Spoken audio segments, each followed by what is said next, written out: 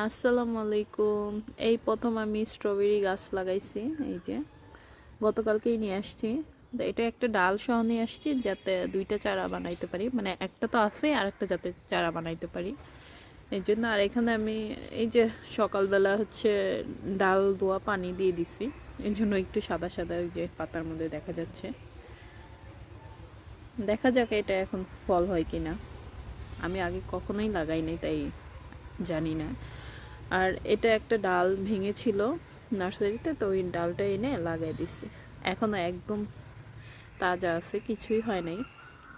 আর এখানে আমি নার্সারি থেকে যে দুইটা গাছ কিনছিলাম, তো একটা পেঁপে গাছ আর একটা স্ট্রবেরি, তো দুইটার মাটি নামিয়ে তারপরে এখানে মিক্সড মাটি দিয়ে আমি লাগিয়ে দিছি, কারণ আমার কাছে এই মুহূর্তে কোনো টব নেই।